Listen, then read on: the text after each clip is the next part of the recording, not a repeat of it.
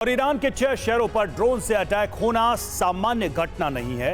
इस अटैक का सीधा मतलब है कि खाड़ी के नीचे बिछे बारूद को सुलगाने के लिए चिंगारी दिखा दी गई। लेकिन सवाल यह है कि आखिर ईरान के न्यूक्लियर प्रोग्राम की खबरों के बीच यह अटैक कौन कर सकता है? आखिर इस तरह के सीरियल अटैक का मकसद क्या हो सकता है? जाहिर है मकसद ईरान को नुकसान पहुंचाना ही है, लेकिन अभी क्यों? यह रिपोर्ट देखिए।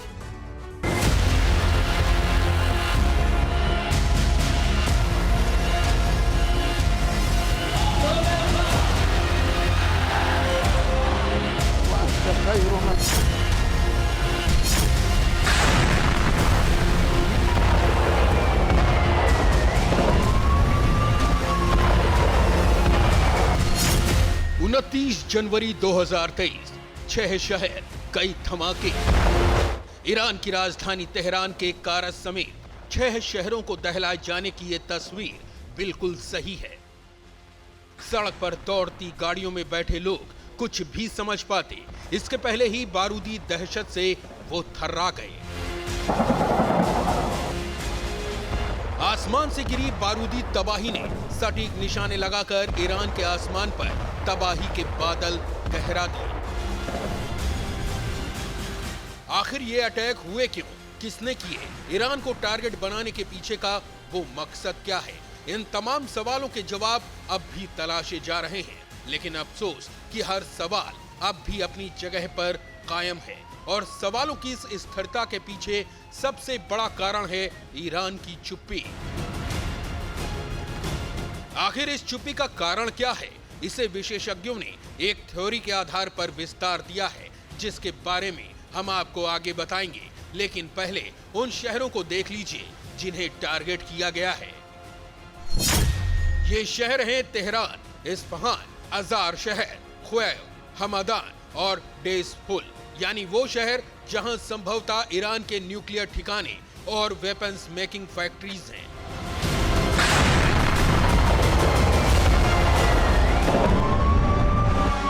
अब सवाल यह है कि इन शहरों को टारगेट करने का कारण ईरान के मंसूबों पर पानी फेरना है या फिर इस अटैक का कारण कुछ और है। विशेषज्ञों ने जिस एक थ्योरी को विस्तार दिया है वो एक ऐसे कारण की तरफ इशारा कर रही है जो आपको चौंका सकती है। ये कारण है ईरान का न्यूक्लियर टेस्ट,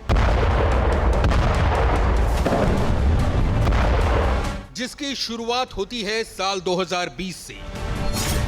3 जनवरी 2020 सुलेमानी की हत्या।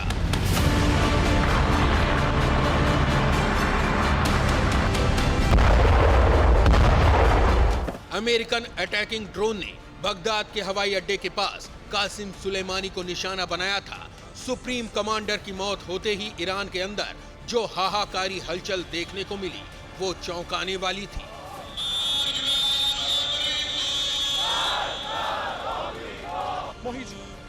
जैसे ही सुलेमानी का शव तेहरान पहुंचा, वैसे ही ईरान के सुप्रीम लीडर खामनेई ने अपने इरादे जाहिर कर दिए।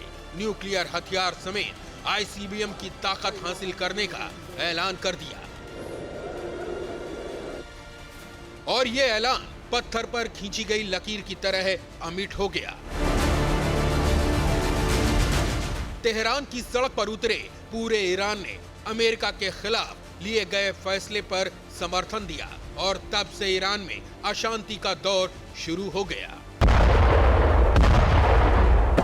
6 शहरों पर हुए अटैक ईरान की अस्थिरता और अशांति का प्रतीक है। देर रात ईरान के अलग अलग शहरों के कई ठिकानों पर बारूदी बारिश बताती है कि अशांत ईरान के खिलाफ ऐसा एक्शन लिया जा रहा है जिसका असर भविष्य में दिख सकता था। लेकिन ईरान ने सब सामान्य दिखाया, जिसने आशंकाओं को जन्म दे दिया।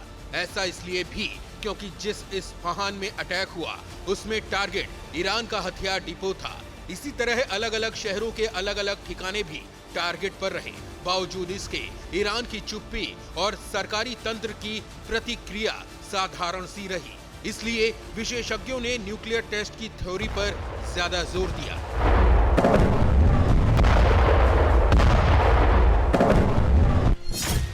विशेषज्ञों के मुताबिक अटैक ईरान के न्यूक्लियर टेस्ट को रोकने के लिए किया गया था। दावा यह है कि ईरान के न्यूक्लियर टेस्ट की जानकारी पहले ही अमेरिका को मिल चुकी थी। इसलिए ईरान के न्यूक्लियर ठिकाने टारगेट करके अटैक किए गए। हमले में ईरान के मिसाइल मेकिंग प्रोग्राम को भी निशाना बनाया गया। इस थ्योरी को मजबूती मिलती है ईरान में महसूस किए गए भूकंप के झटकों से।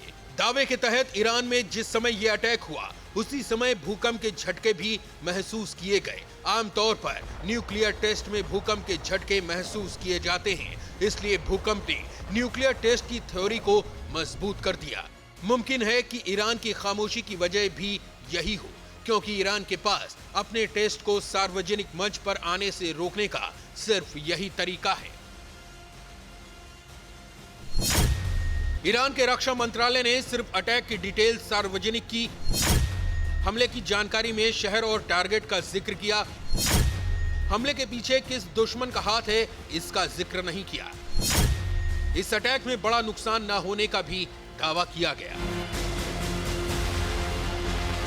यानी ईरान की तरफ से पहली बार इतनी शांत प्रतिक्रिया आई है और यही प्रतिक्रिया चौंकाती है। तो क्या ईरान ने खुद न्यूक्लियर टेस्ट से ध्यान भटकाने के लिए खुद पर ड्रोन अटैक कर लिए, या फिर इन ड्रोन अटैक का मकसद ईरान को उसके मंसूबों में नाकाम करना था?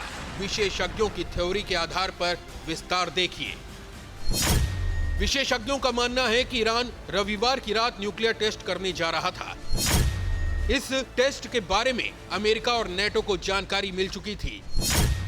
अमेरिका अपनी सौगंध के लिए ईरान को टेस्ट नहीं करने देना चाहता था, इसलिए अमेरिका ने टेस्ट से पहले ईरान के ठिकाने तबाह करने चाहे। लेकिन ईरान ने अटैक के बीच भी गुप्त न्यूक्लियर टेस्ट कर लिया। यानी ईरान में आया भूकंप न्यूक्लियर टेस्ट की वजह से आया था, जबकि अमेरिका ने ईरान को रोकने की जो कोशिश की उसमें वो नाकाम रहा। लेकिन सवाल ये है कि ईरान ने क्या वाकई न्यूक्लियर हथियार बनाने में कामयाबी हासिल कर ली? इसका जवाब मिलता है IAEA की रिपोर्ट में, जो पिछले हफ्ते ही जारी की गई थी। IAEA की रिपोर्ट में बताया गया था कि ईरान अपने यूरेनियम भंडार को समृद्ध करने के करीब है और वो एक सप्ताह के अंदर ही 90% तक यूरेनियम समृद्ध कर लेगा। यानी ईरान के पास जनवरी के अंत से पहले बैलिस्टिक मिसाइल के लिए वॉरहेड होगा। तो क्या वाकई ईरान ने वॉरहेड तैयार कर लिया है? और अगर ऐसा है तो अमेरिका अब तक खामोश क्यों रहा? दरअसल अमेरिकी एजेंसीज को भी ईरान के न्यूक्लियर वॉरहेड की जानकारी मिल चुकी थी। वो तारीख भी मिल चुकी थी जब ईरान टेस्ट करने वाला था, लेकिन ईरान ने अमेरिका को झांसा देकर गुप्त रूप से धमाके का दिन तय कर लिया।